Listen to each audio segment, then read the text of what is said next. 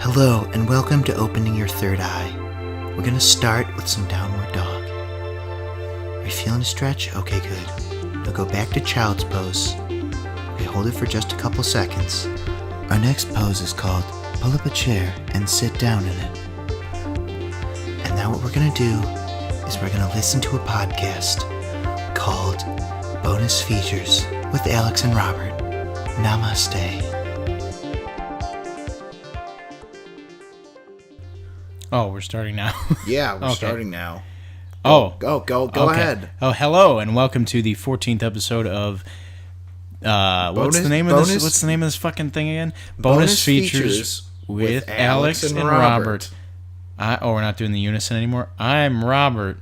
And I'm Alex. Okay, good job. You remembered your name. No, let's record it for real. No, I'm just kidding. Okay. Yeah, it's too late now. So we got a couple of finals going on in sportsdom, and Yeah. I'm kind of interested in neither of them now. I don't The really way know. it's turning. Okay, let me tell you For something. different reasons with each final. Let me tell you something right now with hockey.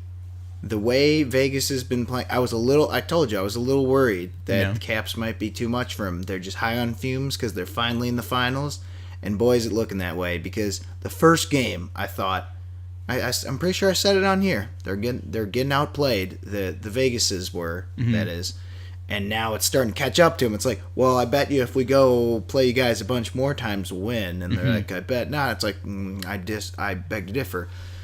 I really think they're going to wrap it up in 5. And really? Then, yeah, I don't think Vegas, like, you know what? They had a great team this year, but this is just Ovechkin's year. Yeah. And Oshie's year. Yeah. And Smith-Pelly's year. And who would have thought? Like, it's kind of crazy. I forgot how stacked their team is. Yeah. Because Netsov, just all these guys. Speaking of stacked teams. Oh, my God. Don't even get me You know where I'm going with this. Don't even get me started. So, the first game had some excitement. A little bit. Yeah, and then A little bit of heartbreak. Yeah, J.R. Smith, you know what? He's getting too much shit, man. He made a mistake, okay? And did he own up to it? Or what did he say? I've seen a bunch of memes where it's like... No, it's been... He's like, sorry, I was just looking for Kyrie. And LeBron's like, Kyrie's in Boston! God damn it. I don't know. It's just like, this sucks. Because this is not exciting. No. And the next game was pretty pitiful. Oh, yeah. It was not great. They got well, I don't want to say they got spanked, but it wasn't as close as it, as much as it was in the regular period of game 1. Yeah. Not overtime so much, but still. But that's sports. Well, moving along, we've got some news. We do. So we're gonna do this thing. We're gonna talk about music for a little bit. Try a little something different. Just a little. Well, not really. It's just part of the news. Right. We've got the Riot Fest lineup. This year, headliners include Blink-182, Incubus, Beck, Elvis Costello, Jerry Lee Lewis, who it's like, wow, got to hand it to him that he's still performing. Interesting. Blondie, Okay. Young the Giant, Alkaline Trio, Interpol, and Father John Misty. Some names I've heard of in there. Yeah, but... There's also a mystery guest in that Right. lineup, right? Yeah, I believe there is. I guess with these headliners, it's like, it's hard to say because when you think like, why are they headlining? It's like different with every festival, I guess. I mean, all festivals are kind of becoming one and the same, but that's a rant for another day. Yeah. But we've got, like Blink-182, they're going to headline no matter where they are. Right. Young the Giant, I feel like, is headlining because it's Riot Fest and it's a little smaller. Yeah, there are a lot of names on here where you're like, Blink-182 for sure, Beck and like Elvis Costello. It's like everyone knows who, for the most part, they are. Elvis Costello's like, my mom is a bigger fan of him than I am. Which is weird because I wanted to see Jesus and Mary Chain when I went to the first year where it was at the park in Humboldt Park. Right. And I'm like, man, these guys sound different. And I was just so dumb because I didn't realize what they looked like. And I'm like, oh, I met Elvis Costello. Yeah.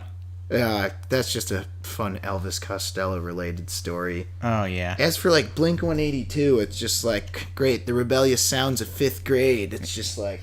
Here we go. Hold on. Got a little song prepared for this. F you, Mom and Dad, I'll drink as much Mountain Dew as I want. It's just like the basic sound. Just lots of chug, just, power chord. And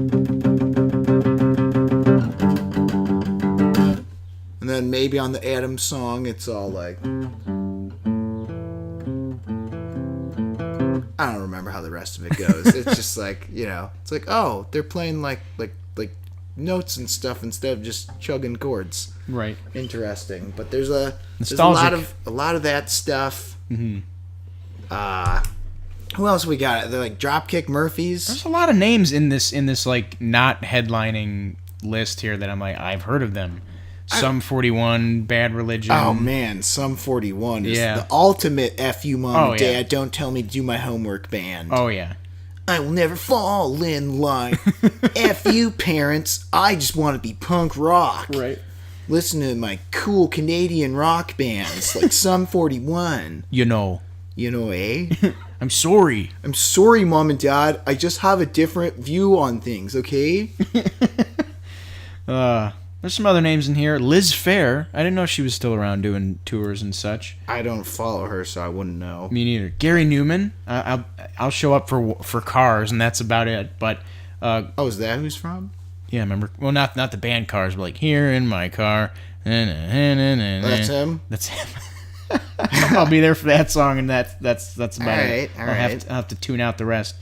Johnny Marr. Do they have? Isn't Flogging Molly this year? Oh yeah, Flogging Molly, Cypress Hill. Isn't it almost redundant to have Flogging Molly and Dropkick Murphys? Oh yeah. I mean, don't get me wrong. I like both of them. It's just I don't know. Mm-hmm. There are a lot of names on this list. I've seen the thing is like this year's lineup. It's like all right, but I feel like this is just a me thing. Like I've seen most of the bands I want to see already. Yeah, I haven't even started. I've seen Guar twice. Is Andrew WK there this year? He sure is. He's there like every year, and I've seen him once, and believe me, it was a party. Oh, was it a hard party? Yeah, people partied hard. I ran into a friend who was rather inebriated and picked me up, and I was forced to crowd surf. It was a good time. Nice. I like Andrew W. I like the spirit of Andrew WK. Oh, I sure do. I love me some Andrew WK. It's just I don't know that I need to see it again. Right. Perhaps if I go again, I'd be sorely mistaken and I'd party hard and I'd be wrong. But who knows? I don't know. Like this festival, it's all right. Again, most of the things I've already seen. Most of what I want to see. I'm not super into these headliners. Mm-hmm. Me neither. So much. I mean, there's a lot of bands where it's like, oh, I remember Incubus. Like, I remember their song. Like, whatever tomorrow brings, I'll be there. Blondie would be interesting. I didn't know that Debbie Harry was still. There are a lot of bands where it's like they're still touring. They're still like doing appearances, like or together. Like. Well, and then every year, like some mega band will announce their farewell tour. Meanwhile, someone who's like 10 years older than them will still be touring. Mm-hmm. I'm interested in this 7 question marks band. We'll see who they end up being. I don't know. Might have to have a follow-up story with that, but who knows? It's hard to say, but I don't know. Like, well, actually, aren't there a bunch of like old school punk bands on here? Like The Exploited or someone like that? I think I saw that on here. Because I saw the Addicts the first year I went, and it was awesome. Yeah, there's a lot of names on here that I'm like, I've heard of you? Like, I kind of, Hold on. Who else we got? Dropkick Murphys, Bleachers, Atmosphere, Flogging Molly. Go to, like, the middle section. Like, a third of the way down? Yeah, sure. Killing Joke, Hot Snakes, Wolf Mother, Moose Blood, Swimmers? Is that one? Johnny Marr, Superchunk. J.D. McPherson, Rain Wolf. Rain Wolf, have you heard him? No. He's pretty. It's like I think it's a band, but there's like the one guy who's the lead guitarist. Oh, there's The Exploited. The Exploited's on here. Who's next to The Exploited? It was some other old punk band. Face to Face, The Bouncing Souls, Dillinger 4, Conflict, Piebald. I don't know. I thought there was one other one. Anyway, Riot Fest is happening. When is it again? It is from September 14th to 16th. This year, of course, in Douglas Park. All right, as always. There you go, Chicago. Riot Fest lineup released. You know what? I'll say this with my parting words. while I mentioned that all festivals are kind of losing identity / all the same, this is I'll say this is miles better than Lala. Yeah, Lala sucks. There's like I'd see Jack White as Arc Monkeys there. They're there like every year. It's the same. It's like most of these festivals are a little samey each year too. Right. Whatever. Point is, I was not a fan of Lala's lineup. All right, so moving on. Right. Alex, do you like things? Sure do. Do you like A24? I am a big fan of A24. Do you like movies that A24 make?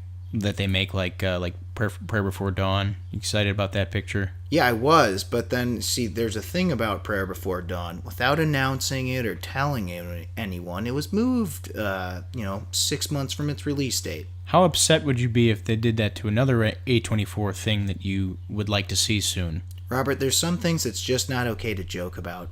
Well, thankfully this isn't a joke, because Under the Silver Lake just got pushed from a couple weeks from now to December 7th.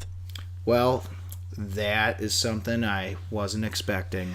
I wasn't either. There's a lot of theories as to why this is. Some people are saying the director David Robert Mitchell is going to recut it because of the kind of lukewarm response it got at Cannes. Yeah, see, that was the question of the day. Is it because of Cannes? Yeah. And again, speculatively, I could probably say that I'd be surprised if that had nothing to do. I'd be surprised. It's probably got something to do with it. Has to have something to do with it. Right. That happens a lot now, more than ever. I mean, the most recent movie I heard about that happening with was the Roman J. Israel Esquire movie, the Denzel one. Yeah. That one screened at TIFF and at Toronto International Film Festival, for people who don't know. And it didn't do great. So the director, Dan Gilroy, who made Nightcrawler also, he retooled the movie and recut it before its release. Like, I think maybe it came out November? Yeah. Or it came out definitely before the end of the year, but that's been happening a lot more with a lot of these smaller films. Is that what they do? It's like for big studio films, test audience, then we'll edit it and butcher it. And then with these other smaller movies, film festival, then we'll edit and butcher it. Yeah, test audiences are it's such a weird, No, I mean, I understand they can have value. It's just like, yeah. Sometimes I kind of want to be like, just make your movie and then throw it to the wolves. Yeah, I mean, sometimes with those test screenings, I feel like it's more valuable whenever you have a test screening or you're testing a movie that's like not a big deal. Right. Because if you're testing Avengers Infinity War, what person who gets to see that movie a year or two or a year and a half before it comes out isn't going to like it?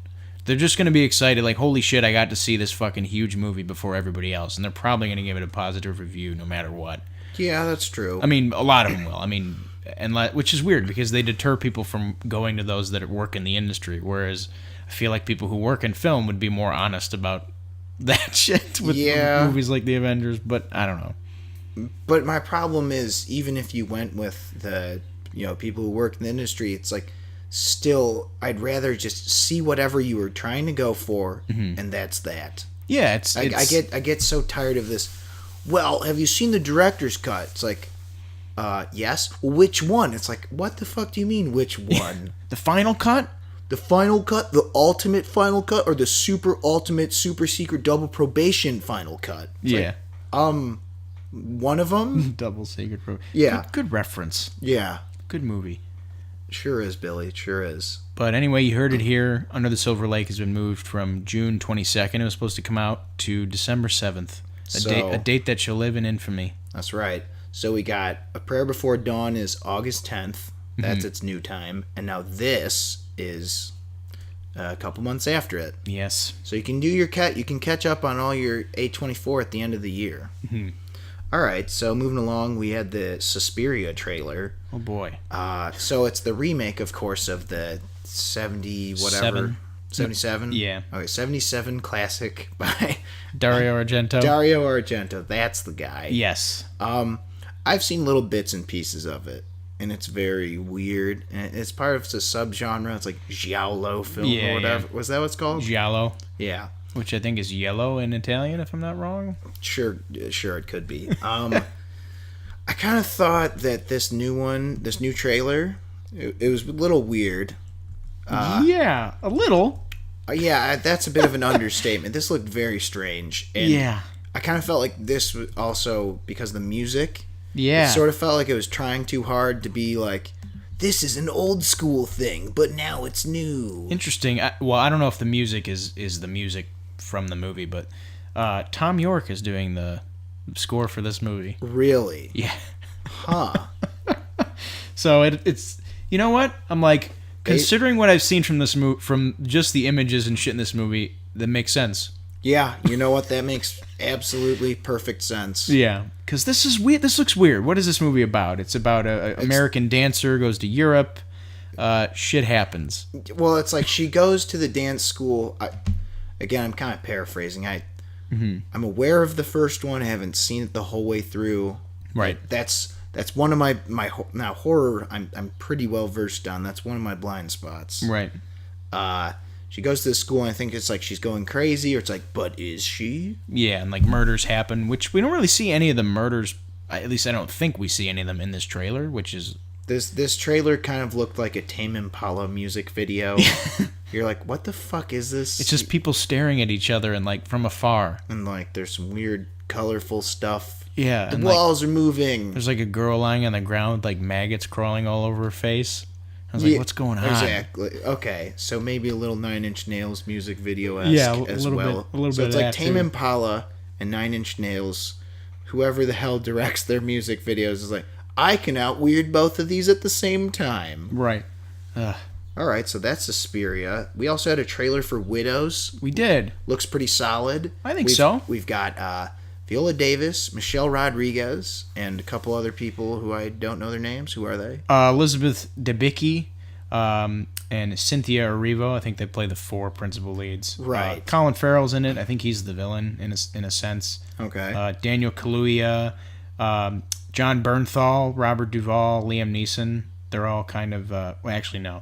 Robert Duvall plays a different character, but Liam Neeson and John Bernthal play like the husbands of, certain characters. I like this cast because it's got some of your usual suspects in movies at large, but it's also got, your Viola Davises, who are pretty big deal. Oh yeah, but they're not like overdone in everything. No, she's pretty great in most things, and this kind of looks like another crack at Suicide Squad for her. Yeah.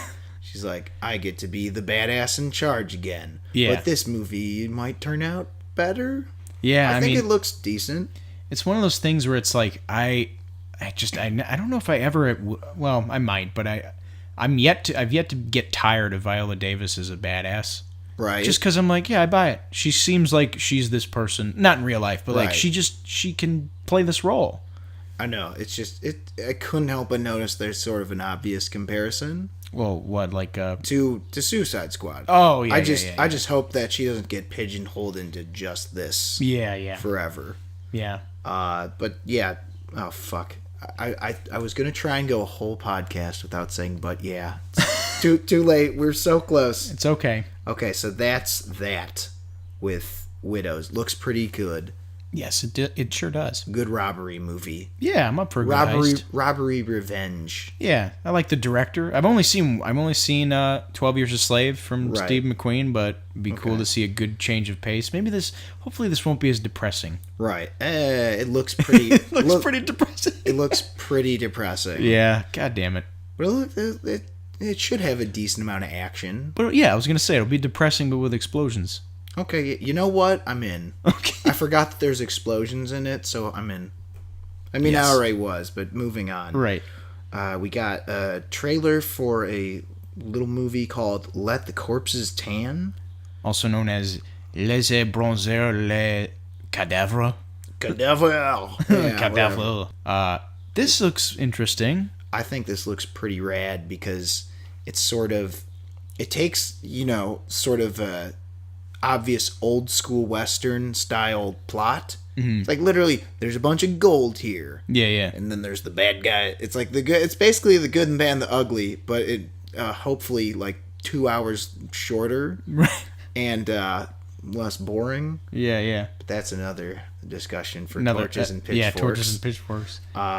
Anyway, but this looks pretty cool. It's again taking the old school plot but in modern day, so it's like modern cops and cars and everything. Mm-hmm. They're like there's like a gunfight in like a ruined like town or something, like a monastery. It looks pretty cool. Yeah, it looks. I like the meeting of the new and the old. And right. I couldn't help but notice this sort of reminds me of Hell or High Water. Yeah. Except a little more obvious that it's a Western. Hell or High Water, it's definitely a Western in a way. But there's a bit more of a reach.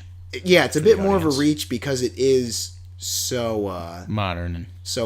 But this one's a little more versed in the old school stuff. The style, like a lot of close-ups on eyes shifting around. Yeah, that was the other thing. I noticed like the editing and whatever they're filming this with, I think it's like sort of intentionally supposed to make it look older. Retro, yeah. Which worries me just a little bit because hopefully they don't overdo it. Right, because I'm fine if you want to be like, let's do this old school thing. Just don't make that like, oh my god, have you seen old movies? We love old movies too. Yeah. It's like, calm yourself. Yeah. All right, but I caught myself. But, see, you did caught learn. Myself. You did I caught learn. myself. So that's my new. So that's that. I'm fine with that's that. That sounds better to me. Anyway, that's that. Moving along, White Boy Rick trailer. White Boy Rick. This might be my favorite trailer that came out of the many trailers that came out this week. Yeah. Pourquoi? Well, it's one of those stories where, well, first of all, I like the director, though I haven't seen 71. Oh yeah, that's right. You gotta see 71. It's fantastic. I remember seeing the trailers for it and liking the look of it and the feel of it, and I remember being really excited for it, but just not really seeing it because it had a weird. It's one of those indie movies where it had a weird release. I rented it from the library. Okay, so I have no excuse. But that's. But no, this guy Yann Demange. I think that's his name. I don't know how to pronounce it. Yeah. I like the look of the movies he's made thus far, and this looks. I mean, it's a story that I've never heard of. I've never heard of White Boy Rick. It's a true story. Yeah. But seems like a pretty fantastical, like, I've never heard of this, and this sounds like it could be an interesting time. The trailer looks... I was shocked by how fun this movie looks in certain points. Well, it sort of has... Whenever you make gangsters look fun, it's just, Scorsese sort of... He's there. He redefined that. Yeah. His I wouldn't spirit's say there. He invented the gangsters having fun trope, but he definitely popularized it. Oh, he popularized it for sure. And this takes place in Detroit, if I'm not mistaken. Mm-hmm. See, I like that because I like movies where I feel like this will be one of those. I've said it a couple times. Well, I like movies where the city feels like a character. Yeah, it's so weird. I was actually doing not a lot of research, but I looked up a little bit. I guess this dude is like a huge kind of like folk hero, like urban legend in Detroit. Because I mean, like he became, what is it? Well, the tagline is in 1980s Detroit. Ricky Worst Jr. was a street hustler, FBI informant, and drug kingpin all before he turned 16. He was the youngest FBI informant. He's still the youngest FBI informant at age 14. That's crazy. That's insanity. And like, the cast looks fun. I mean, Matthew McConaughey's here. Yeah. His accent is super misplaced in Detroit.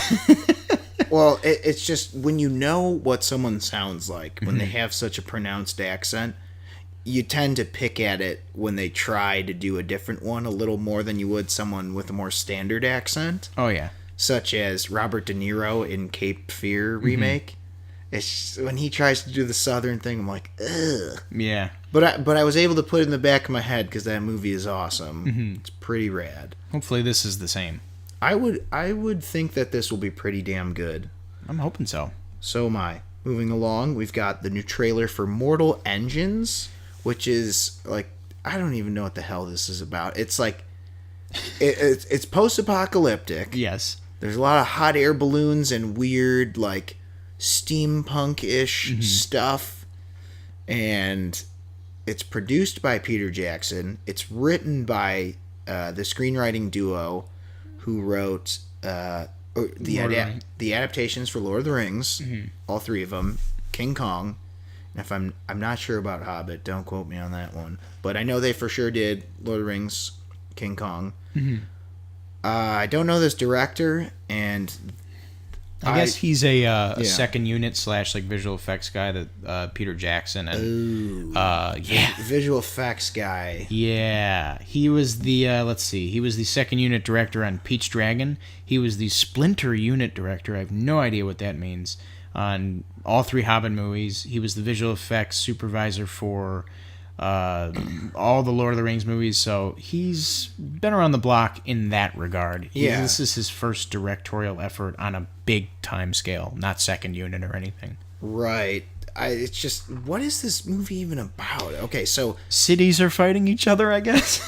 Right, but I mean, they're in these big armored tank things, and I thought they looked kind of cool, but like it's just so weird. No one had. Do people have guns or not? There's a lot of like, I don't know, swords and magic and like martial arts fighting, and I'm kind of like, but why? Yeah, it's very weird. I mean, if they make it cool enough, I'm willing to, brush that aside. Bygones, yeah, because I think they. Like, Into the Badlands is a good example. It's like, the reason they don't have guns is because, what's his face?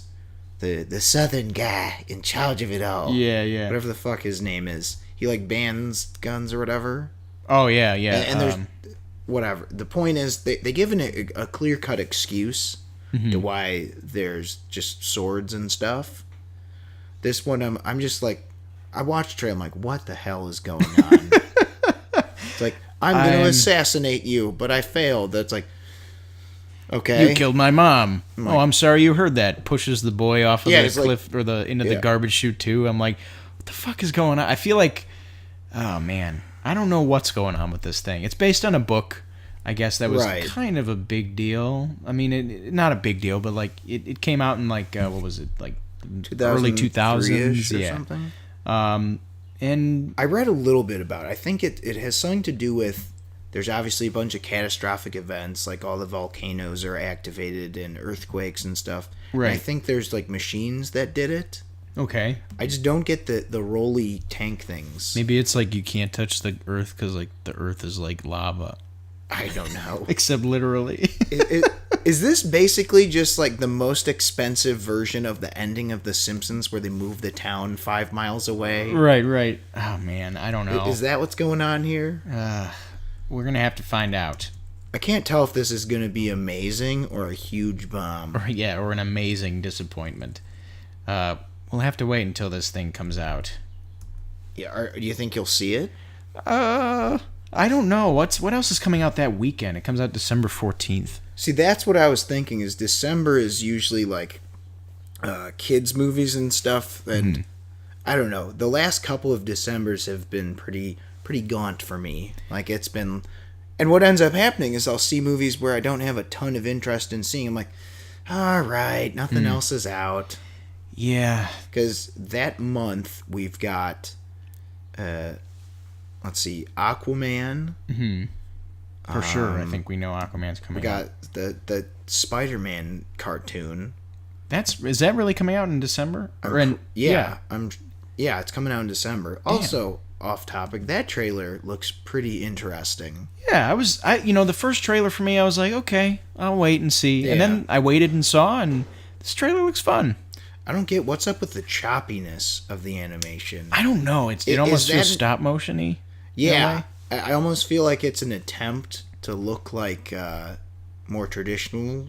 Yeah. Like hand-drawn. And it's like, whatever. It looked a little weird. But there's something about the artwork itself. Maybe not the way it moves. But it looks like a comic book.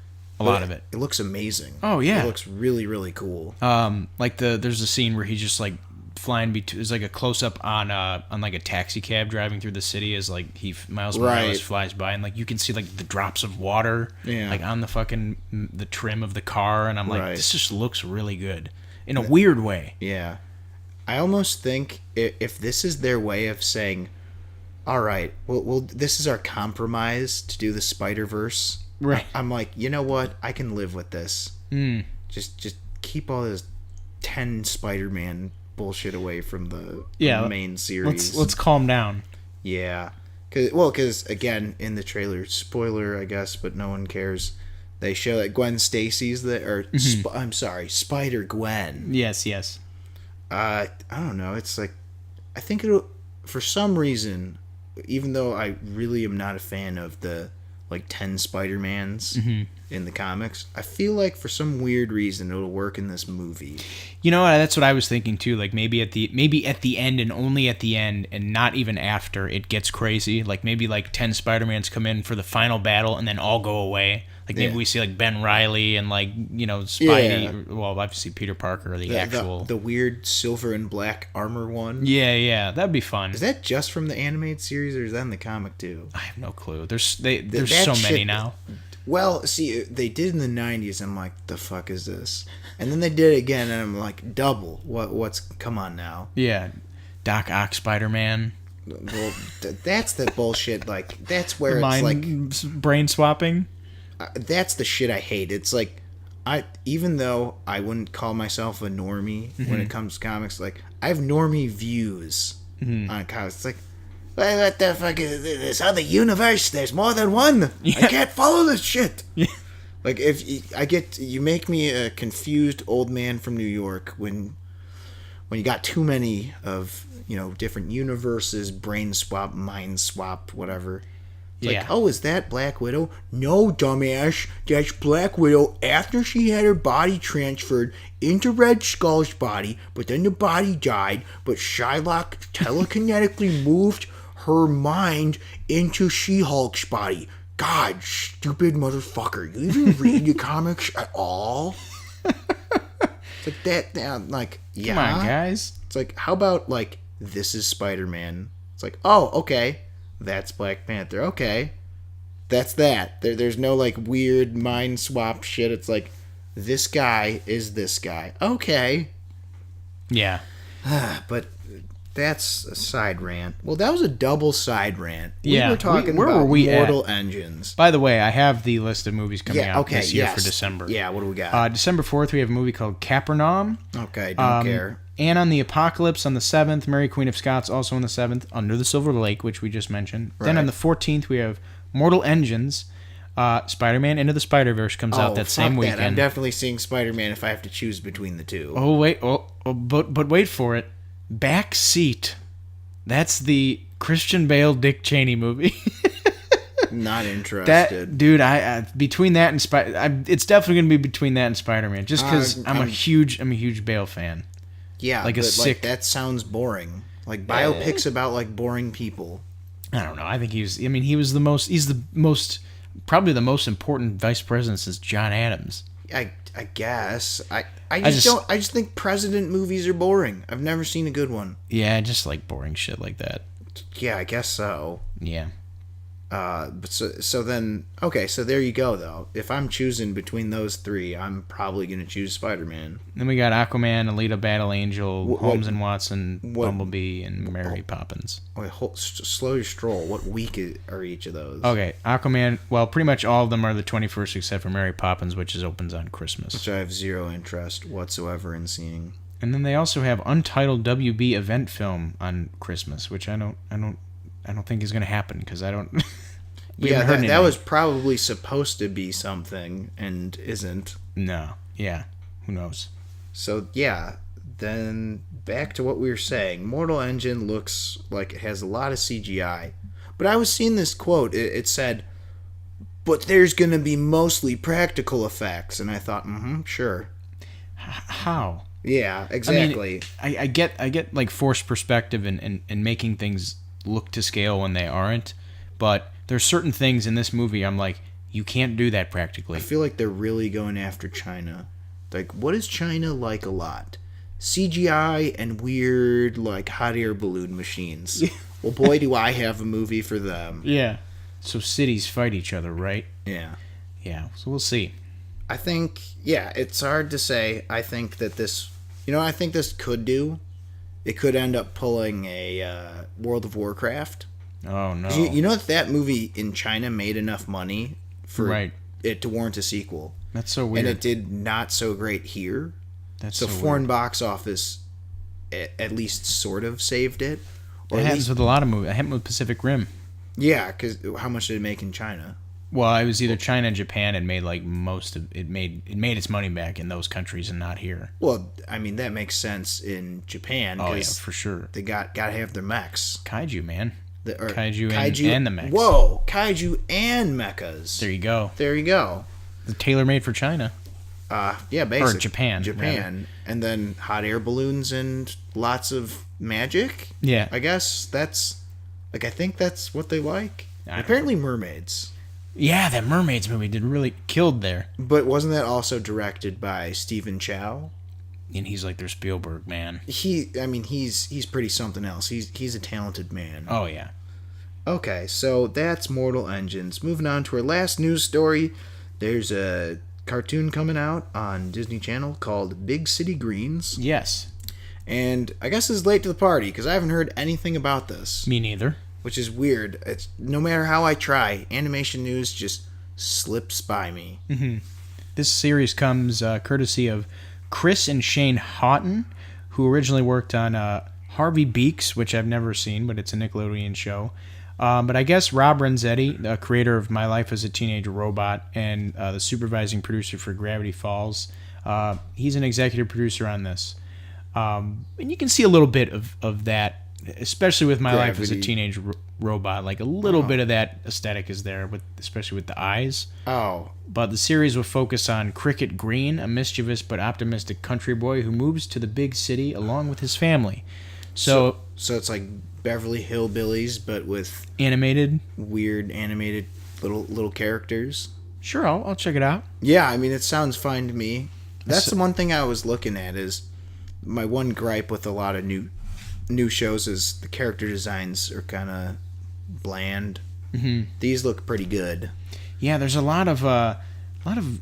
actually going to be a lot of guest voice actors on this. Oh yeah, who we got? John Hamm, Raven Simone, Busta Rhymes, Danny Trejo, Jim Rash, let's see who else, Paul Scheer. A lot of people on here that I'm like, some other people on here where I'm like, they don't really have like a voice, but like Jim Rash has a voice. Like that dude is like, he sounds. Yeah. I mean, that's what's his name from fucking what's the guy's name from? He's the ghost from Mike Tyson Mysteries. Oh yeah. And that guy's like that guy has a voice. That show is great. Oh man, it's so Mike Tyson Mysteries, fucked, but in a weirdly satisfying way. Right. Good old Adam Carolla. Oh man, as Pigeon. Well, no, it's Norm Macdonald. Whatever, same difference. You know what's weird? You mentioned Adam Carolla. No, Jesus Christ. I always get those guys confused. Because of Death from Family Guy? Yes. See, that was going to say, I'm like, it's interesting you mentioned that because they were both Death on Family Guy. Oh, see, that's why I confused them. Was it Norm Macdonald that was Death after Adam Carolla or the other way around on Family Guy? I think it was Adam Carolla first. Okay, yeah, I think that makes sense. I think. Fuck. See, I don't know. Okay, they have similar like. I definitely know the two. Jesus Christ! They kind of sound like this a little bit. Yeah, you know? but one's the guy who says the obvious inappropriate things, and one was the co-host on the Man Show. Yes. Jesus Christ! It's annoying. You know who I used to do that a lot with? Buddy Rich and Buddy Guy. Oh yeah. Both. It's like they're not the same. It's like, dude, Buddy Rich is like someone's like. Buddy Rich is the best drummer. I'm like, what the fuck are you talking about? He plays guitar. It's like, no, you idiot. Buddy Rich. I said Joe Montana. Yeah. Exactly. Oh, man.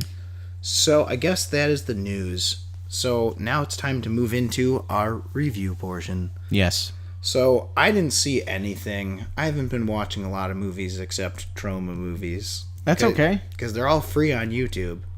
Or not all of them, but a lot of them, dude. It's crazy. They got about like 200 of them for free on YouTube on the Trauma channel. So it's not like some like rando just uploaded them and cuts out the corners or whatever. Okay.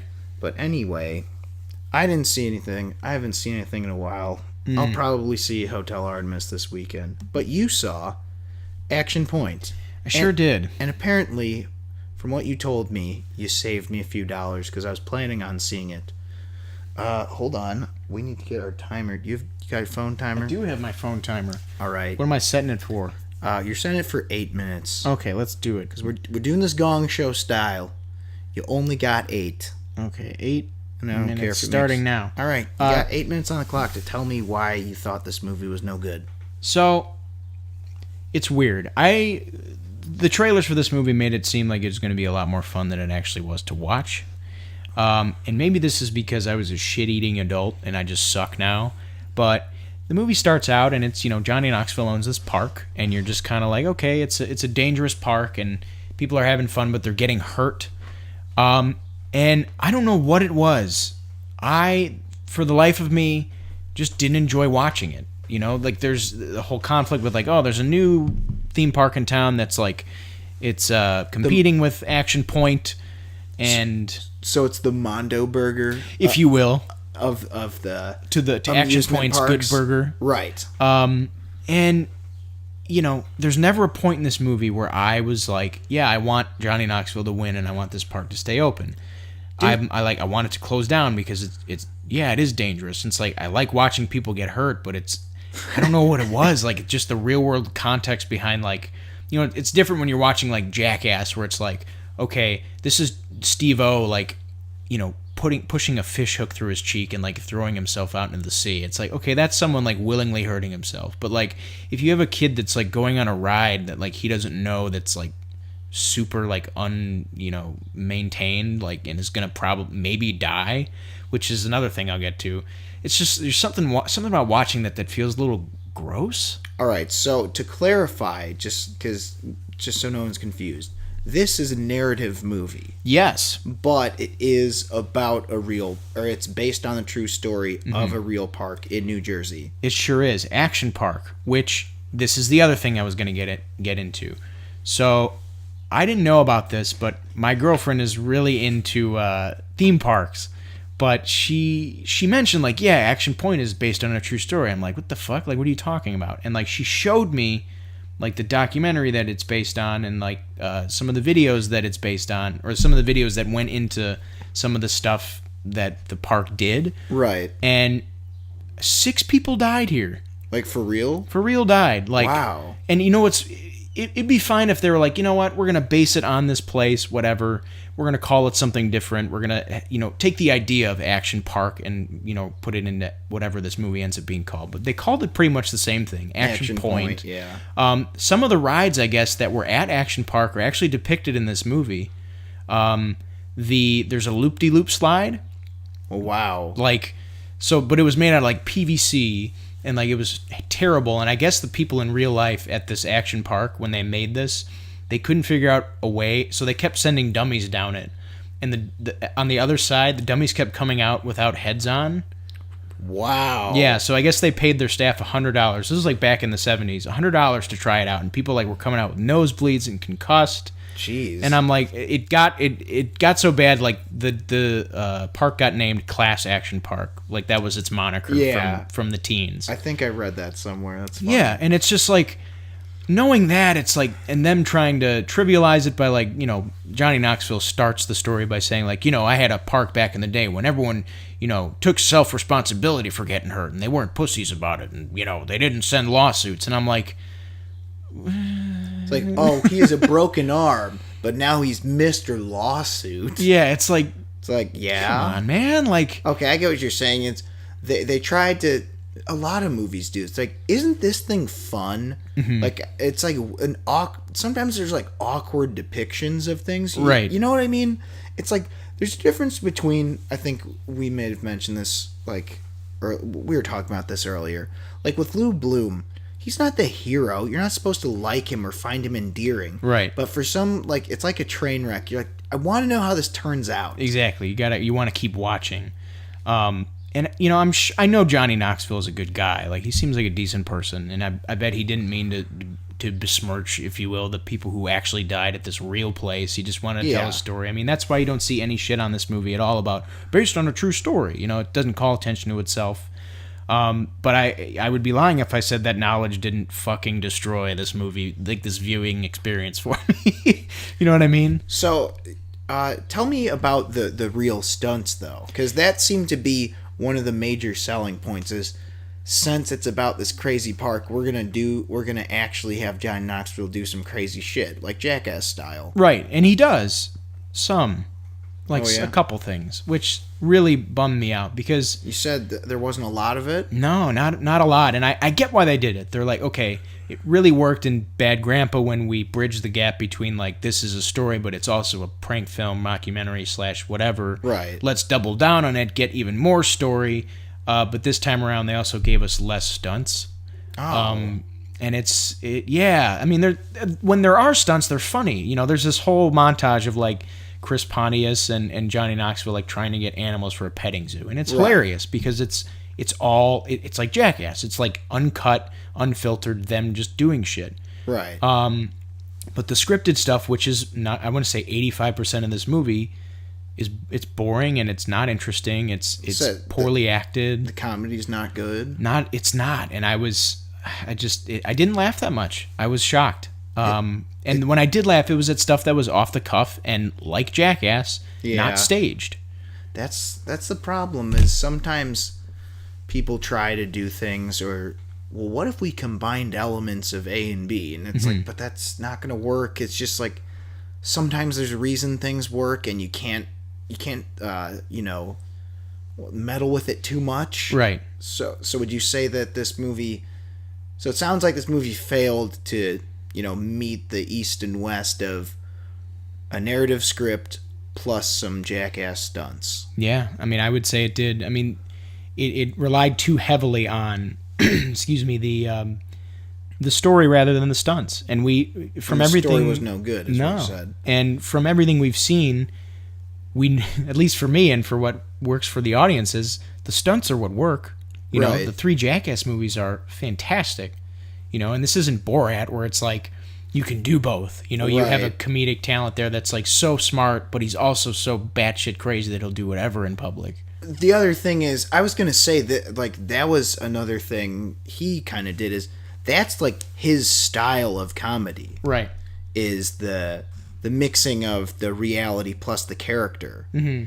And then he did a narrative film and it was all right. The Dictator? Yeah, it was okay, but again, I think he kind of cuts his teeth in his original style, which is the blending. Yeah, it loses the magic when you you're watching something that's staged, Yeah. And that I mean, it loses a little bit of luster. And that's kind of what this whole movie was just it was a lot of staged things that I didn't think were very good because they were staged by people who aren't typically good at doing that.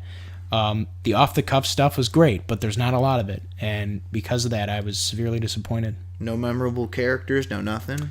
I mean, you have the the principal leads. I mean, like, Chris Pontius is fine. You have a text. No, yeah. You got Johnny Knoxville. You got... that's about it. I mean, they try and do this thing where it's like, here are all the people that work at Action Point. We got this character, blah, blah, blah. And you don't even remember... I don't remember any of the names of anybody. It's just really sad. So it was just all around lackluster. So what would you give it? And I swear to God, if you say 7, you're lying. No. You're lying. No, I'm probably going to give it a lot worse than people are expecting. I give it like 2.5.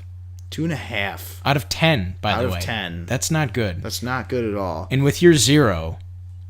that's 2.5 out of 50. But I didn't see it, so it's not out. It's only out of 10. Yes, it's 2.5 out of 10. That's still pretty bad. Yeah, we'll have to wait till we see. If we both see Hotel Artemis, then we'll go back to the 15 scale. We sure will. All right, so that's Action Point. Now we move on to a review of the rest of the Adult Swim series, Ballmastrz 5 through 10. Yeah, long overdue. Yeah, we've been meaning to review the rest of these episodes. We saw 1 through 4. Mm-hmm. We loved it. And I gotta say, right off the bat, with 5 through 10, what you predicted would happen happened exactly as you said it would. Oh, what, with them releasing 2 episodes every Sunday? 2 episodes every Sunday, because it's just like, this is the price of gluttony, because you're like, more. Mm-hmm. But then by the end of the 5th week, you're like, damn it, I want more. You get the withdrawal. Yeah, exactly. And now I'm kind of like, I love this show. Yeah, it's fun. And now I'm just waiting, like, I'm wondering how long it's going to take for them to make more. Oh, man, I hope not as long as it took to get us here. God, seriously. And, like, this is what I'm saying, though. Like, Adult Swim guys, they're just on their own weird schedules. Mm-hmm. So let's go through what we have. Episode 5, that was the one where they they get doused in the slime or whatever. The stink bombs. The stink bombs. I thought the montage where they're getting stinked. Yeah. God, that was great. It's like who like sleeps on their like puts their head on their pillow and it just fucking explodes. I don't even know, but it's just it's funny. My favorite is just like, you know, Ace is just such a nice kid and all this shitty stuff happens to him. Yeah. Like his reaction to getting stink bombed was my favorite. They just all have that like anime face where it's like, ugh. Oh man. And then what? Like, I love the way they beat him. Oh yeah. They're like, you have to become one with the stink, and they just like jump in. Yeah. God, episode 5 was pretty great. They're all pretty great. I liked episode. Which was 6? 6 was the one with the hollow cards where she goes back to her old ex's place to get the hollow cards back. That was probably my favorite episode because, well, I thought it was the best one that worked with the idea of there's the sports team that they're all part of, but then there's also a world outside of the game. Right. The trading card element. Well, yeah, but that's what I'm saying. It's because it's a trading card, so it acknowledges the game and the sport that they play. Fandom. Right, the fandom, but it also acknowledges the crazy world that this show takes place in. Like the mob. Right. I was like, this is the most anime episode of all of them. Swords and shit. Well, and then they turn into the Ballmaster. Yeah. Jojo Kracko. Yeah, Jojo Kracko. God. Just like a typical meathead Italian guy. I especially love how that episode just continually takes digs at Gaz. Yeah, no pun intended. Well, yeah, because she's just so washed up. Mm-hmm. Yeah. So then after that, what was it, the biker episode? It was, with good old Norman Reedus as, what was the name of the guy? Bacchus LeBrute. Yeah. I was a big fan of that, because we got a little more out of Dee Dee, because you're like, why is she so crazy? Yeah, it fleshed out the characters. Leto. Yeah. Is it Leto exactly. or Leto? Leto, yeah. Leto and Dee Dee and their whole thing. Yeah, you get a little bit more from them. You know what's one thing I noticed particularly? It hit me in that episode. Mm-hmm. I can never understand what she's saying when she has her freakouts. Oh, yeah. and has the demon voice. Right. I literally never know what she's saying. Mm-hmm. But that was a great episode. She just like beats up all the bikers when she goes into psycho mode. Oh man, it's great. I like the race too in that. Right, that it was just it was great, like B-movie fodder. Oh yeah, it was fun. This movie, that's like the other thing. This show, at first I thought it was mostly, obviously it parodies anime in a lot of ways, but I think they just it's just a celebration of just, trash movies and TV. Mm-hmm. They do all kinds of stuff, like the B-movie, biker movies, anime, all that good stuff. Right. And then we got Hunger Cramps on the Playing Field of Friendship. Now this was also good, but this was probably the weirdest episode of the year. But see, this is what I'm saying. This is what I think we had mentioned this maybe in our 1 through 4 review. Mm-hmm. How the episodes are really good at building off one another, but also being their own little thing. Yeah, it's like, remember when Ace got addicted to Beho? But that's what I'm saying is they expand upon the Beho. Right. They like all these little things they explain in later episodes, or they kind of give you like a little background. The episode also contains probably my favorite like competitor team ever. The Choo Choo Chums, like the Thomas the Tank Engine guys. They're like so wholesome, like, golly gee, guys. Yeah. Oh my god, so funny. And he like beats the shit out of him. Ace like towards the end of the episode. I just love the idea of him becoming an addict. Oh, it's so good. He like eats them all at the end. It reminds me of those pictures you see online. It's like, this is so and so. This is her after 30 years of meth. Like. He's just such a nice little kid, and then all of a sudden, what happened? He gets caught up. He hangs with the wrong crowd, starts eating the wrong things. He sure does. Oh man, I like the part where like Gaz is like kind of like, what is she? She's just getting drunk by herself, and she's like, "What are you doing here?" And you know that like that's the best teammate he could have hoped for to walk in, because it's like she doesn't give a shit. Right. Oh man, what did we have after that one? 9 was the one where she's trying to lose her belly, and like she trains with Flip. By the way, Flip He might be my favorite character on the show. Just because he's so fucking, like, what the fuck is this even supposed to be parodying? Like, it's so many different things. Like, it's like, he's like a parody of, like, a Saiyan, like, weird, like, OP anime characters, but he's also, like, doesn't have arms. And his head is a fucking, like spike it's thing. It's like a morning star mixed with a traffic light. Yeah, it's just like, what the fuck is he? Umbilicus. Yeah. Can't go wrong with... That was a really good one, because it's just like they basically give everyone their time to shine. The only two characters you don't learn about are the ones that don't talk. Yeah, the little alien guy and the giant the alien lizard lady. Yeah, the lizard lady and the little gray alien dude. Yeah. Lulu and let's see, Bob is the alien. Yeah, that's I didn't know their names. Right, I forgot to. But that was a really good one. Then of course she cheats. Yeah. She takes the scrolls and it all backfires. Right, she should have just finished her training. Yeah, funny stuff. And then episode 10, the finale. The finale. Now, this one I liked a lot because much of this, if you've seen all 9 episodes up until this point, it's a lot of cynicism.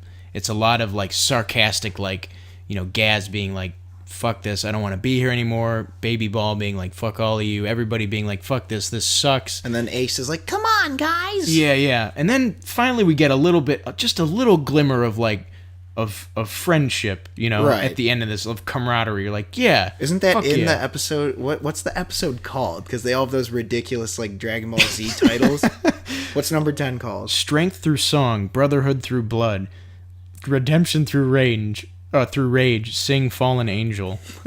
Jesus Christ. That's so perfect. Because that's the song one. Yeah, that's the one where she makes or they make the rap song or whatever. Yeah, and then her old team is like... They play it. Yeah, and then she's like, listen, I didn't give them your... Yeah, and then Ace is like, you really care about us. Yeah, it's like, you knew that song would pump us up, so you... Yeah. Oh, man. And if I'm not mistaken, do they win that game? They do, and Krazar comes out, and he's like, you did it. You won the fucking... You managed to get this shitty-ass team to win a game. Krazar's the girly god guy. Voiced by Christy Caracas, no less, himself. Man, creator. Right? He's got an interest... I mean, I wouldn't have thought he had, like, a voice for voice acting, but, like, that voice is, like... Well, he does, he does Alice on Super Jail. Oh, that's right. But, like, that voice is, like, the Alice voice is not like, oh, what a... Yeah, it's just, like... It just sounds like a funny voice someone would do, rather than, like, oh, that's like that's a voice actor's voice. Like a Jim Cummings type, like... Tom Kenny. Tom Kenny, like, wow, that's a character. Yeah. And I think it works because Super Jail is just so crass. Mm-hmm. But yeah, that like the Krazar, that's a great character. Well, guys, yeah, exactly. Kind of sounds like, who does he sound like? Like Mysterio. Yeah, like Mysterio. Oh man, but yeah, I really like the finale, and I like that she presumably spoilers, I guess. I mean, the whole. Review is spoilers. She stays with the Leptons. I mean, we assume. I would hope. I think that's probably going to be season 2. Is hopefully, if they do a season 2, I hope the arc is just like she gets recruited to another team or something, or back to what are the Boom Boom Boys? Yeah. This is really fun. Overall, though, I was super impressed, and I was amazed at how different each episode was. Right. Because as much as I love Super Jail, or at least for the first 2 seasons, the episodes are relatively about the same. Right. Because it's like they're all in jail, then Warden thinks of some crazy scheme, and a bunch of people die in those like Tex Avery-esque, like overdone macabre scenes, and then it's like, well, back to the drawing board. Right. This, really every episode tried very hard to be different. And I like how every episode kind of also, like we mentioned, it's a parody of almost a different kind of anime genre. Yeah. Like with, the what do you call it? The biker episode, it's like very westerny, almost like Trigun. Oh, yeah. I never thought about that. Yeah, or there'll be like what's the princess episode is kind of like a Sailor Moon, like a commentary on that. I mean, there's a lot of little nods, and what's the one that we just mentioned? The mobster one is like kind of a parody of like maybe like Lupin noir-y, the Third or like something. Lupin the Third, or like a little bit of like the like noir elements of what do you call it? Cowboy Bebop. Yeah. But yeah, I mean, there's just a lot of little nods where you're like, that face is like, that's a face you'd see in an anime, right. Whatever. And it does it without, beating you over the head with it necessarily. Yeah. Because that's what I was talking about with Let the Corpses Tan is, I don't want you to be like, have you ever seen an anime? Do you remember this one? Right. It's like, we can make our own thing. Right. That's like our completely new story that, references a little bit, like pays a little homage, but this is its own thing. Yeah. At the end of the day. So this series was fantastic. Very enjoyable. And I don't know if it makes sense to give ratings, I guess. Yeah, especially because it's different medium TV, Well, okay. I would, this doesn't really count. I'm still looking for it. Mm-hmm. But I would give this series as a whole a perfect score. Yeah, I'd probably give it very close, like a 4 out of 5 or an 8 or 8.5 out of 10. It's really, really fun. I really, really enjoyed it. Right. So altogether, got 4 out of 5. 4 out of 5 and a 10 or 5. 8 out of 10. Yes. So you gave it a 5 out of 5. No, that's right. 5 out of 5. And then 8 out of 10. That's 8 out of 10. So it's a 13 out of 15. 13 out of 15. Damn. But but again, this doesn't count because this is TV. I'm talking for movies. I'm still looking for the first perfect score of the year. Mm-hmm. Me too. I think it might be Mission Impossible. Oh man, I hope so. I'm really hoping so. Or I think Ant-Man and the Wasp might surprise me. I hope so too. I've got decent standards for it, but I'm not expecting smash it out of control. I mean, there's a lot of movies I hope are good, We'll see what happens. It's just, yeah, I don't know. I think it's weird because with Ant-Man and the Wasp, I guess it's both Marvel movies this year. They've been good. They've been really good, but I had sky-high expectations for both. Could have been better, yeah. And I do think that they both could have been better. In ways. Yeah, each of them had a couple things they could have worked on. Mm-hmm. But who knows? Ant-Man and the Wasp may steal the show. I'm not sure. But circling back to Ballmastrz, the show's fantastic, and I really hope we don't have to wait too long for season 2. Check it out. Alright, so moving on to our first game in our game segment. We're going to give you another edition of Guess This Movie based on the critical thrashing. This time, it's going to be the Metacritic edition. And you know what I noticed this time around, Alex? What's that? Boy, is Metacritic a hotbed of just, everything that's wrong with rational thought today. It's just, I wish these chuckles were very healthy. Now, Robert, do you mean to tell me that perhaps the internet holds some, as Captain America once put it, a quagmire of irrational thought? Yes, a little bit. Well, without further ado, let's begin. So Joyce C.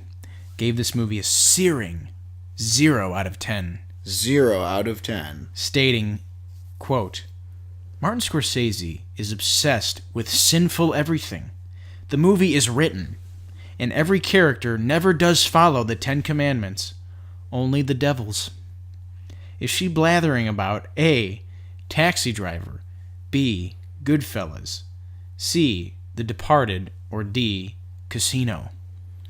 Jesus Christ. Okay, based on what you were telling me, I was like, if Wolf of Wall Street's on here, it's for sure Wolf of Wall Street. Is it Casino?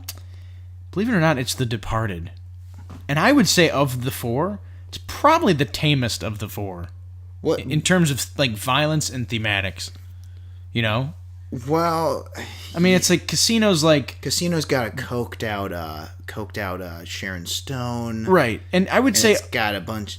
It's one of the only movies with a good guy. Leo DiCaprio in The Departed is the good guy. Taxi Driver, Travis Bickle's a bad guy. Casino, everyone's a piece of shit. Goodfellas, Henry Hill is the least piece of, but he's still a bad person. Right. He still has problems. What happens it's been a long time since I've seen Casino. What happens in that one again?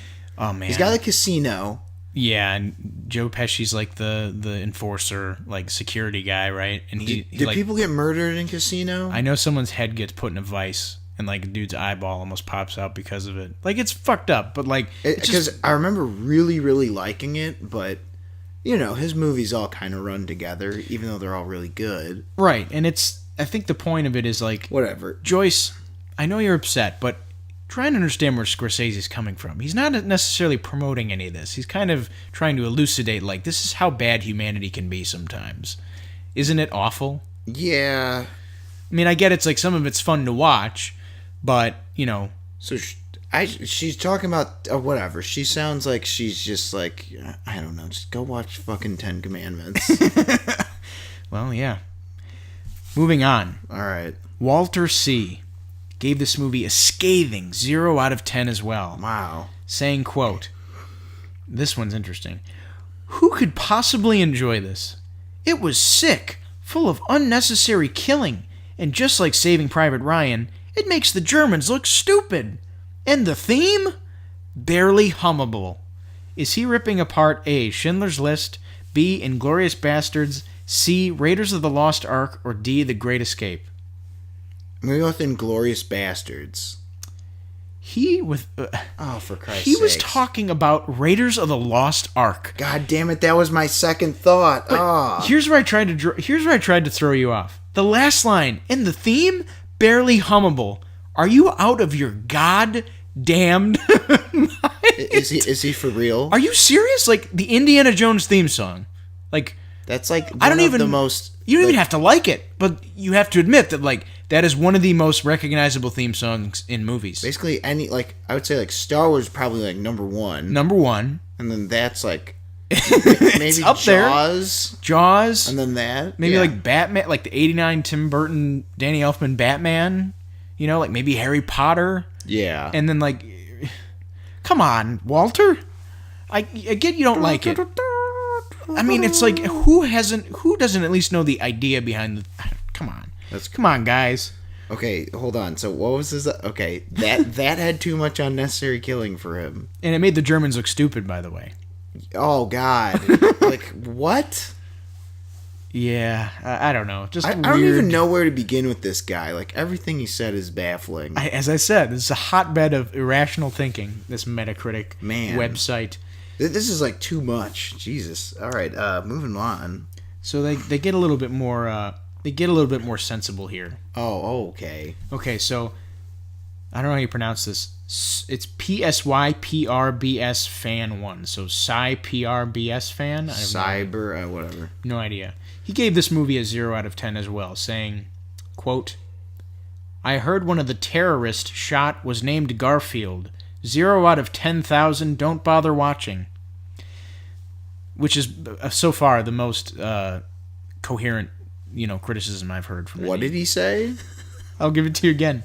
I heard one of the terrorists shot was named Garfield. 0 out of 10,000, don't bother watching. Okay. Was he talking about Black Hawk Down, Zero Dark 30, The Hurt Locker, or Lone Survivor? How the hell could I possibly figure it out based on the information you have given me? This is impossible. That he could be talking about any movie with terrorists in it. You got a 25, 25, 25, 25 shot. God, is it Lone Survivor? Zero Dark 30. God, see, like, how the hell am I supposed to know? I was just like, I was taken with how eloquent this criticism was. It was the most sensible criticism on Metacritic. It was just an observation. I heard one of the terrorists shot was named Garfield. Okay. I don't know if I can agree or disagree with that. What? I just go to the next one. I got nothing to say. Here we go. So this person, Luke Christian SC, who's feeling generous, gave this movie a 3 out of 10, saying, quote, blank is a funny in blank and blank, but this movie stinks. It is funny, but it is gay, like Turbo the Snail and Freebirds. It is the Christmas movie I have ever seen. What? Would you like Would you like me to repeat that? It's the Christmas? That is verbatim how it was written. I'll give you the goddamn I'll give you the goddamn thing again. Would you like it again? There's no way I'm going to guess it. What are my choices? Is it Elf, Scrooge, Christmas Vacation, or A Christmas Story? I'm going to... Elf? It is Elf. Oh, okay, good. Good job. I figured... You know what gave it away is you talked about Turbo. So I'm like... Oh, Turbo, atrocious grammar. I'm like, this kid has to be like 12. Yeah. So I'm like, there's no way he's seen Scrooged. Well, he was... So the blanks were... So it was... Will Ferrell is a funny in Anchorman, and The Campaign was, by the way, the two movies he thought were funnier than Elf. Anchorman I'll give you leeway with, but The Campaign, what the fuck? Yeah. Went on to say, this movie stinks. It is funny, but it is gay. Like Turbo the Snail and Freebirds. It is the Christmas movie I have ever seen. It is the... Okay, I think did he forget? Did he drop a worst? I bet, but you know what? Fuck him. Yeah. He hates Elf. He's not getting the benefit of the doubt this time. He's gonna have his dirty laundry aired here. Does this guy have other reviews? Some of them do, but a lot of them have like private profiles. Oh, otherwise. that's no fun. I know, but yeah. So your final question is: what do we got?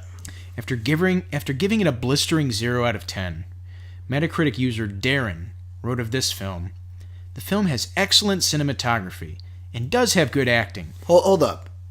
Let's just start this off real quick. 0 out of 10. 0 out of 10 and says... This film has excellent cinematography and does have good acting. Stop right there. Even if he said it has excellent cinematography, that's at least a 2 out of 10. Oh, yeah. So it gets worse. Okay. Especially with what the answer to this movie is and the options you're going to have to choose from. Oh, boy. But there is no point in having solid performances if there is no plot nor story. Did something really happen in this movie? Was there something worth telling? Can you recall any moment in this film? No? I'm not surprised. That is why I say this film lacked a story. Was he trashing A, The Shawshank Redemption, B, The Godfather, C, One Flew Over the Cuckoo's Nest, or D, The Dark Knight? Okay, I'm gonna guess... Note how all 4 of those movies are regarded as masterpieces, like widely. Okay. I'm gonna guess... oh, God damn it. Because I know these are movies...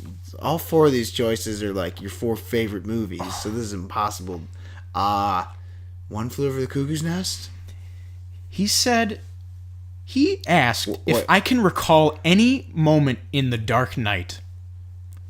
Are you... Darren, let's sit down. Hold on. Okay, see, it's fine to not like it. Yeah. However, for him to presume that other people, it's like, yeah, can you recall that? Because I can't. It's like, dude, you're out of your mind. I'm sorry. Like, you just can't say shit like this. Also, clearly, you gave it a 0 out of 10. I mean, of course I'm going to get pissed off. It's my favorite movie. But it's like, you gave it a 0 out of 10 clearly because you wanted to adjust the average user score.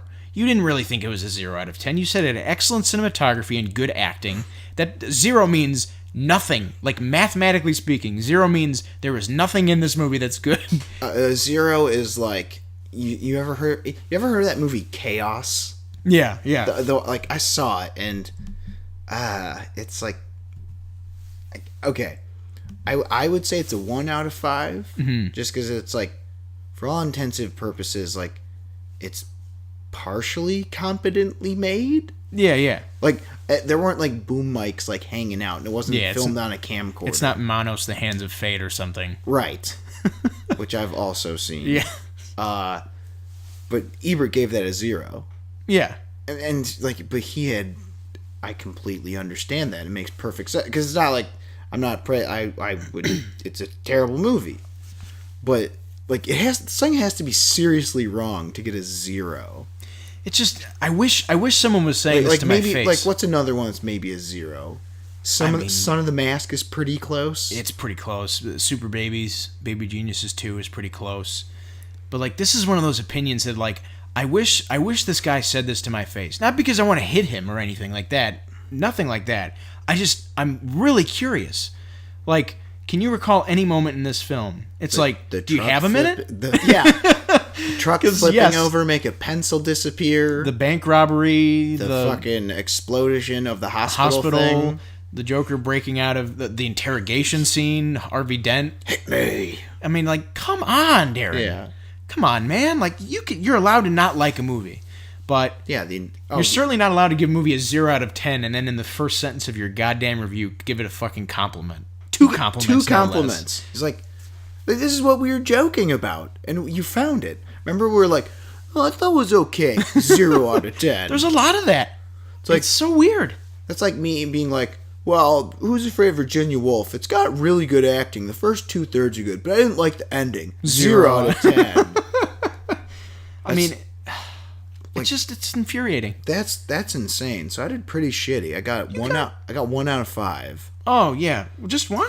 Yeah, I got Elf. You got Elf. Okay, yeah. Well, you know what? 2 can play at that game because year round, when we do round 4 of this, oh man, will be YouTube comments. So that's like, this is even worse. This is gonna be the bottom of the barrel. Oh, and I'm gonna search for the absolute worst, like other language and translate it into Google. Yeah, like possibly spam, like commenters, like bots. You're gonna have a hell of a time. As long as you read like the URL that they post in the spam comments, like character for character, we're good because that's enough. That's enough for me to enjoy. Well, that'll be so to be continued on that. Now it's time to move on to our next game, a game that we've played before, but only once. Only once. But now we're about to play it twice, and then someday maybe thrice. But until then, at the twice, we're playing Dream Team, which is again. Simple game with simple rules. This is more of a subjective game, so we judge each other, so we can just sabotage each other and refuse to give each other points, or we can be nice and judge. But anyway, each player is given a scenario, and with that scenario, they must name a given number of team members to complete said scenario. Yes. So we will get started right now. Do you want to go first? Yes, I'll give you a little bit of an easy one. Oh, I was gonna whatever. Oh, you were gonna give me one first, right? As in go first. Oh, okay. Never mind. I'll go first. You'll go first. All right. So this is easy. All right. You're trapped in a shrinking room with spikes on all the walls. Pick 3 people to help you escape. Okay. I'm gonna go with Luke Skywalker. Okay. Is it only one Star Wars character allowed? I'll say yes for that. Because they're all in the trash compactor, and that'd be like super. Okay. I'm gonna go with Luke Skywalker because the Force is guiding him. I'm gonna go with Encino Man because he's good at climbing shit. Okay. Interesting that was the what's his name, Brendan Fraser character you went to, and not George of the Jungle, who's equally good at climbing shit, if not better. But Encino Man's like, he's cool too. He's 90s radical. Right. And then for my third one, I'm just gonna go with I'm gonna go with Tomb Raider. Okay. But I'm going with the new one. Okay, so Vikander, Tomb Raider. Alicia Vikander. Okay. Because she knows how to put you in a standing rear naked choke. Yeah. Rear naked choke. Somehow. Yeah, which has literally never happened in MMA ever. I've seen standing triangles or standing arm triangles. Right. But never have I ever seen a standing rear naked choke. But I don't know, she's got some skills and stuff, and she's also like super not invincible, but she like takes a lot of like damage, and she's like Rambo. She knows how to do like stitches and shit in the new one. Right. So here's what will happen. Like Luke Skywalker is like thinking, Encino Man like climbs up, and then he's like grabbing her out because she'll be last because she's all puzzles, this and that, and she gets scratched real bad. But it's okay. She got out right in time. And then she's going to sew herself up. And like, she's not going to be 100%, but she'll be okay. All right. I like that. I like it. So I'm going to say you're 1 for 1. Just right. Barely though. I'm surprised you didn't go with Indy. Yeah, but I was like, was that too cliched of a choice? Right, it was just too easy. I admire the Tomb Raider effort. That was a good pull. The new Tomb Raider, yes, bruh? New Tomb Raider. Not that bullshit reboot. Going sledding with polar bears. Iditarod dogs. Yeah, that was what it was. That was God. Okay, so I watched that movie recently. That's the first one? Yeah, that's a classic 2 out of 2 bombs. Ugh. That is an awful movie, but it's amazing. And the second one's even worse. You know what my favorite part is? It starts off like it's just like your average, fun, terrible movie. But then they're like, we got to make this just a little dumber. Because that's like the last part of action is her sliding with the dogs. And I'm like, is this for real right now? Dear God. Yeah, Golden State's pulling ahead. Oh. Game break. Well, not pulling ahead. They're 3 points ahead. Okay, well. Okay, but yeah, so yeah, that ending scene is like bafflingly stupid. Now you're saying that 2 is worse? I gotta see this. Yeah, Cradle of Life. Okay, I gotta check that out. Anyway, moving on to your first scenario. All right, you need a team of 3 people to systematically sneak in and grab the keys from the bedroom of some sleeping parents. Ooh. Now, maybe there's some, like, sticks and, like... Sticks in the bedroom? No, like, sticks and like... Oh. Like string reaching and, like, devices? Yeah, reaching devices may be involved. Oh, I so got it. It's just like, come on, we gotta get the keys, man. And you don't want to wake up the parents like, no, we're almost there. And then maybe you accidentally poke the parent and everyone's like, and the score, I have a perfect answer for this. So I'm going to pick. You got 3. I'm going to pick Scotty Smalls. Ooh, okay, because good one. He's got his erector set and he's a good builder. Okay. Then I'm going to pick Kevin McAllister because he knows his way around a nifty jury rig or 2 also. Okay. Then I'm going to pick what's Sean Astin's character's name from the Goonies, the main kid. I don't know. Him. Yeah. Chunk? Wait, no, not Chunk. His name is, here, I'm going to pull it here in a second. Mikey. Mikey, because right. he knows his way around stealth. I mean, he hid from the, okay. What were their names? The Fratellis? Now, okay, I'm going to give you the point, but they come awful close to not succeeding. Really? Because Kevin McAllister's like, and this will dump acid on them. And it's like, no. No, that's my dad. It's like, oh, right. So what you're saying is we should electrocute them and kill them and then grab the keys. What? No. Oh. I mean, of course not. So it takes him a little convincing. Sky Smalls like, no, oh my God! Like freaking out in his like high voice. And Mikey's like, no, it's good. Wait, is he played by the fucking Corey something? Who? Feldman? In which one? Mikey. No, it's John Astin. Oh. From Goonies. I was going to have him be good like, hey, man, good old it's Samwise. good. Oh, Samwise. Okay. He's like, dude, no, we can't kill them. We got to go on an adventure. And that's like, Kevin's like, okay, you guys convinced me. So if they come very close, so I'm going to give you the point. Okay, cool. All right. Okay, I like it. All right. Your next scenario is, so we're going to the Olympics. But okay. it's weird. There's some weird stipulations this year. Only child athletes. All right. You got to pick 5 child athletes to go to the Olympics to represent the U.S. What sport? Any sport. Just like athlete. Just to compete in any... Just to be athletes. Yes. Is it Winter or Summer Olympics? For the purposes of the question, yes. What? Both. I don't know. It doesn't matter. Well, then I'm just going to choose All Mighty Ducks. All the Mighty Ducks? Because they did in the Olympics. Okay, no more than one. No more than one. One per Mighty sport. Duck. Okay. Yes. I'm gonna send Julie the cat. Okay. She's in goal. I like that. And no one else is playing hockey, so she'll for sure win gold. And especially like even if there was, she'd stop all the pucks. Okay. So Julie the cat. God damn it, what's his name? Benny the Jet Rodriguez? Yeah, wait. From Sandlot? Oh, I was thinking Benny the Jet Urquidez. Oh. No. I was getting him. It's just like I never realized how similar their names are. Right. Yeah. You know the guy who fights Jackie Chan in Meals on Wheels. Oh yeah. Or whatever the fuck that movie. He wheels on whatever the hell it's called. It's the one with the really, really kick-ass fight scene. Right. Anyway, yes, Benny the Jet Rodriguez. I like that. Julie the cat. I think we need a couple goalies just to be safe. The goalie from Big Green. Yes, Patrick Renna's character. Yeah, that's crazy. He's given me lots of options. I like that. Let's see. So that's 3. I need 5? Mm-hmm. Oh, man.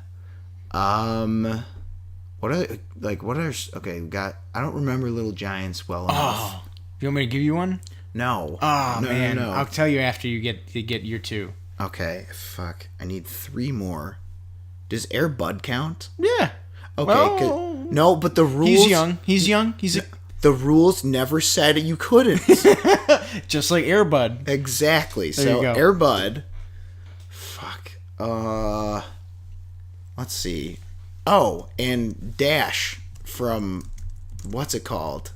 Incredibles? Yeah, because he'll just... No, he'll fuck it up because he'll get second place. Okay, scratch that. No, because that's what he does. Right. Fuck. Okay, I need one more. Can I go with a book character?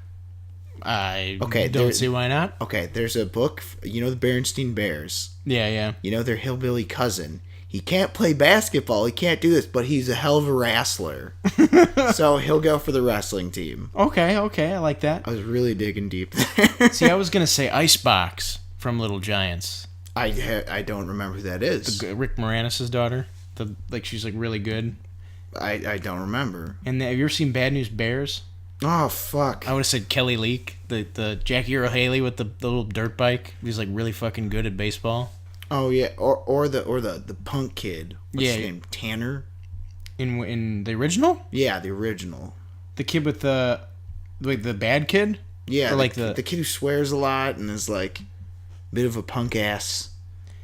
I don't know which one. Whatever, it doesn't matter. Right? Do I get the point? Yeah, you get the point. Yeah, I'll give you the point. Worthy of note. Some worthy of note choices in there. I like the Air Bud. Well, because that's the ace in the hole. Mm-hmm. And you can really put him in any sport, because it's like, who cares, he's a dog. That is true. And plus, no one's going to beat Berenstain Bear's cousin at wrestling. Mm-hmm. He beat everyone in their town.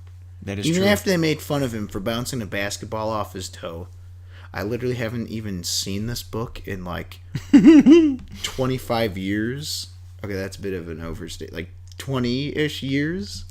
And I remember that like it was yesterday. I'm glad I could jog that for you. Yeah, man. I'm glad that I finally found some use out of that.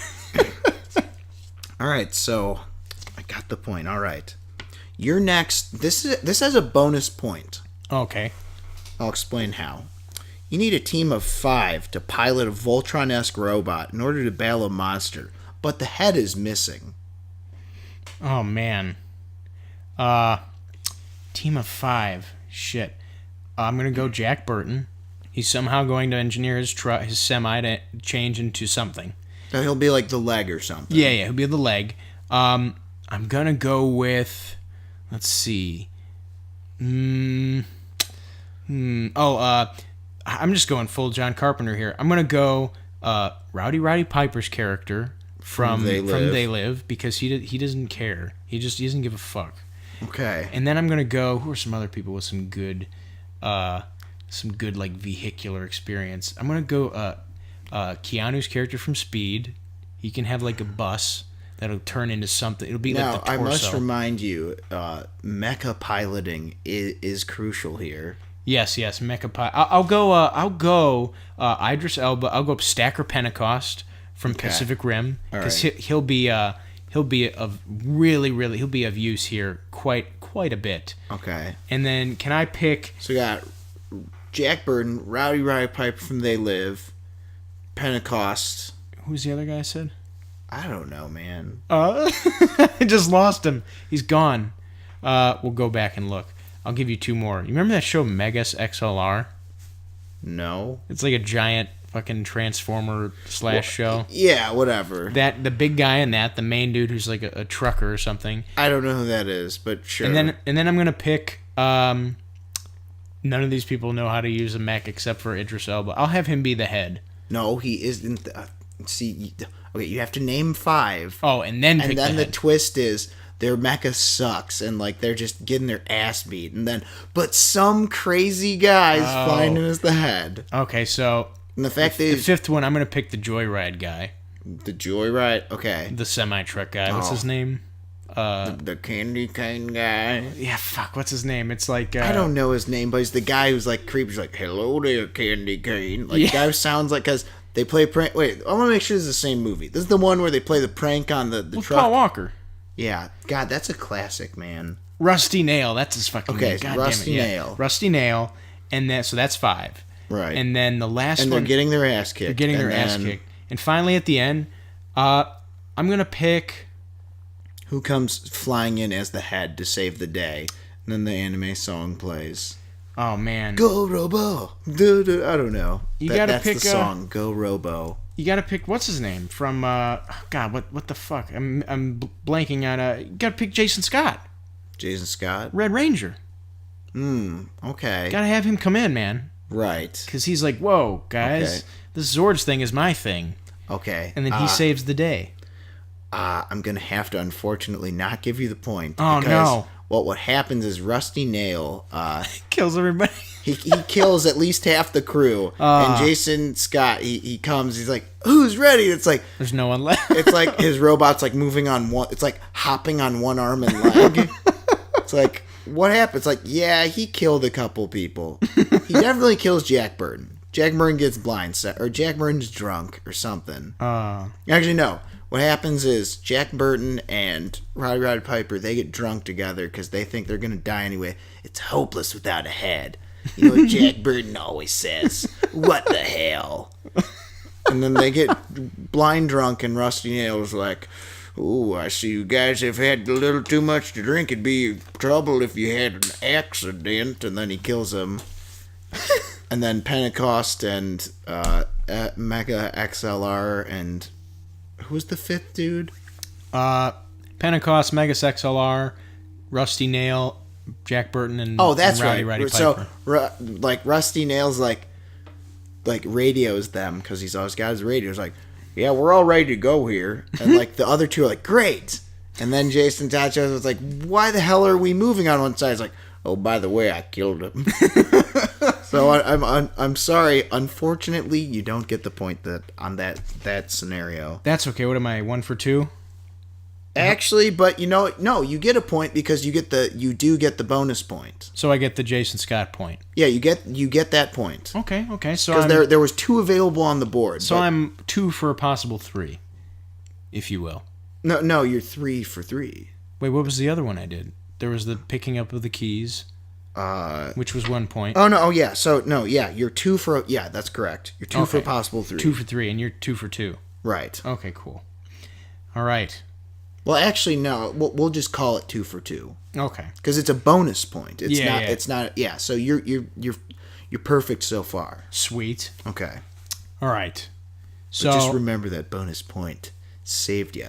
It sure did. All right. That patented bonus features bonus point. Bonus features bonus point. So you're gonna plan a rockin' house party. Oh man. You gotta pick 3 people to plan it for you. Oh, this is so easy. Okay.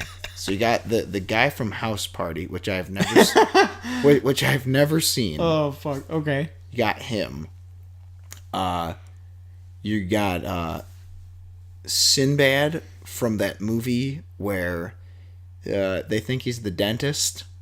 Oh, what the hell? House Guest. Yeah. Okay. Because he gets them all loosened up at the party, and then finally, for the third person, you're gonna have.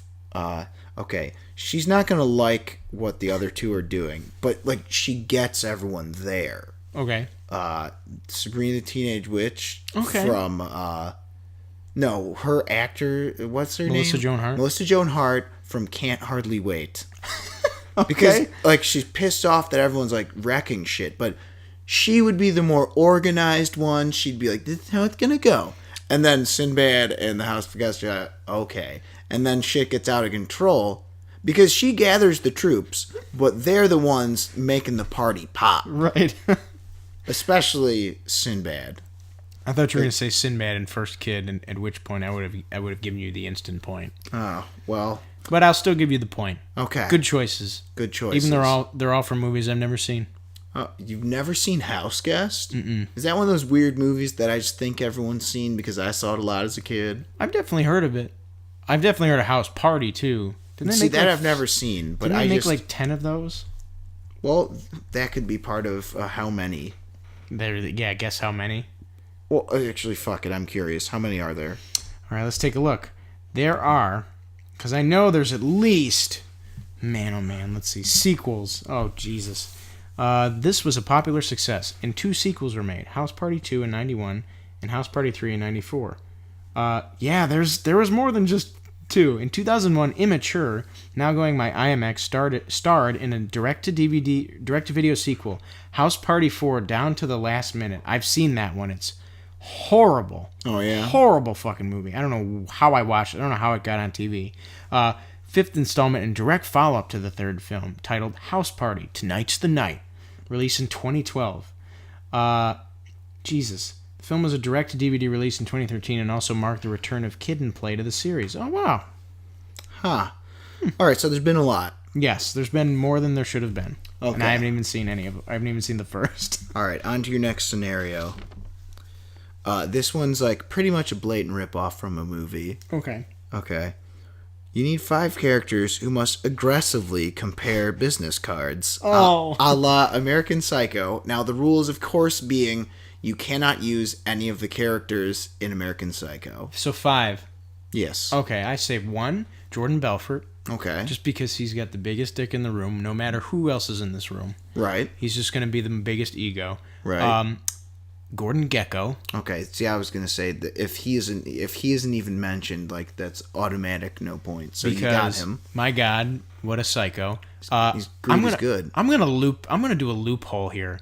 I'm gonna say Christian Bale is Bruce Wayne in the Dark Knight trilogy. Okay, fair enough. Because he's very Patrick Bateman in spirit. Perhaps he's calling the investment meeting? Yes. He's got some ulterior motives. Very Bateman without the E, if you will. Okay. Let's see. Who else? Oh, Bateman without the E. Wow. I was really slow to that one. No, that's all good. Okay. I was just trying to buy myself time because I can't think of 2 more. God. You need 2 more. 2 more. See, I'm liking where this is going. This is a good room. I'm going to say...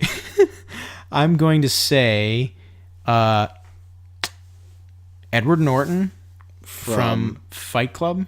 Okay. Because I feel like he would be okay with all this, and I feel like he would participate because he once was a white collar person. Right. But I feel like he'd have some good inner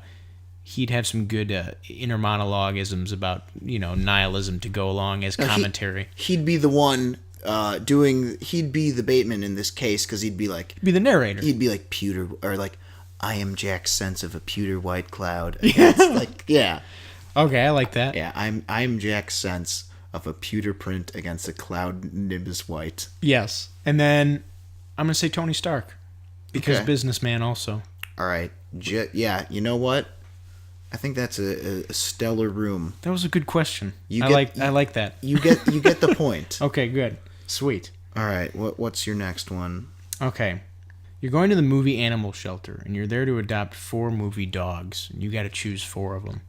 But only 4. And it can't be Air Bud. You can't choose Air Bud again. Okay, fine.